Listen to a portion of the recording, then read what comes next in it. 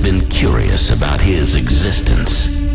In a world that doesn't make sense, what is the answer? We think we are in control, but are we? Could it be another source that is controlling our destiny?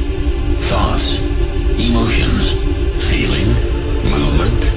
Can it really be possible for the group consciousness to be affected by such an entity?